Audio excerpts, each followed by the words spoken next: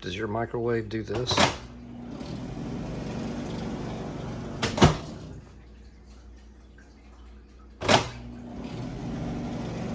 Okay.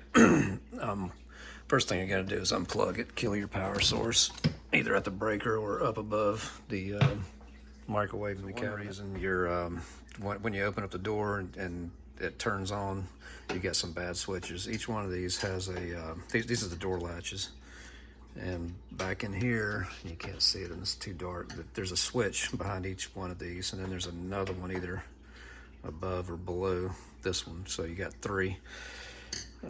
So first thing you're gonna really do is, let's see, this is an LG model. It's maybe 7 years old. I was afraid we were gonna have to go buy a new one. Now there's only one screw holding this control panel in. It might vary from model to model.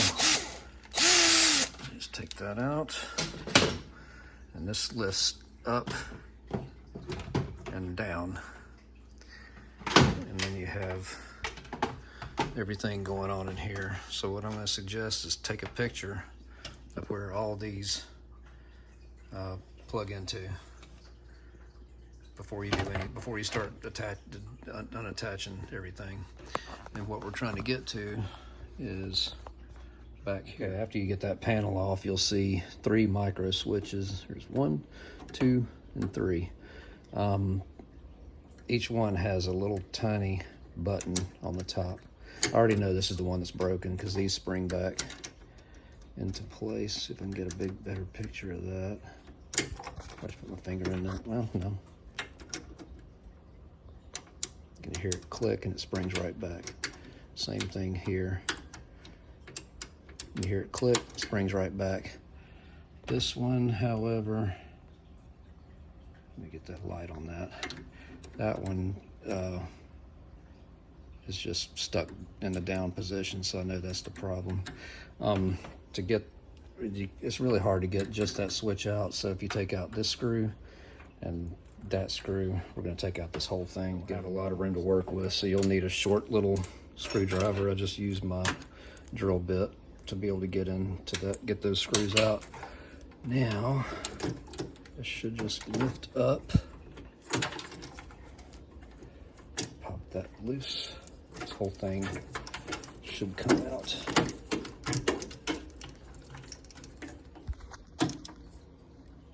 And there's the culprit. See how mashed in that orange switch button is? That's the back. That was not easy to get out. I had to take a right angle pick tool from Harbor Freight, I think it's where I got these from, and wedge the bend between the switch and this lever here. This like a tension lever that's holding it in. So I couldn't put it on film, of course, because it took 2 hands, but I got the hook under here, pulled up, and then was able to just finger out the switch, which is right here. See you can't see it, but the orange plunger just doesn't return back up. So here's a picture of the bad one. Make sure you order the right ones. Mistakenly ordered the green buttons, which are here. I believe these are open circuits. These are for closing the circuit. Either way, this still uses those. So I'm just gonna hold on to them.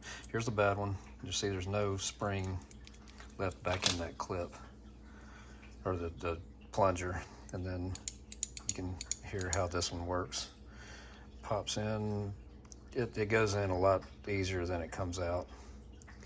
So let's get that done. Get everything working. I'm just gonna take these extra ones and I'm gonna shove them down in here in this control panel. That's where I actually found a parts list tucked down in here from the manufacturer. So I'm just gonna wrap these back up, shove it back down in there so I'll always know where it's at, because I got a feeling this is gonna happen. Of course, I got it all back in there as best as I could. That way I'll have these readily available for whenever it happens again, which I'm sure it will. You can see See, oh gosh. All right, there's one that has the green switch. Under that is the micro switch with an orange one, and up here is the orange one that, golly, that's the one, you can see it right there in the top left corner. You can see that's the one we replaced. Everything is plugged. So at this point, just reverse course, put your control panel back in. Again, just that one screw. And then the balance.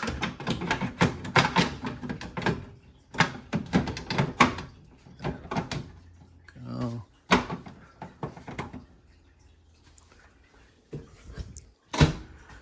Plug back in.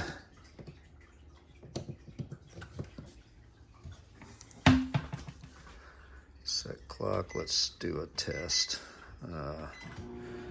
Yep, there it goes. Everything's working fine again.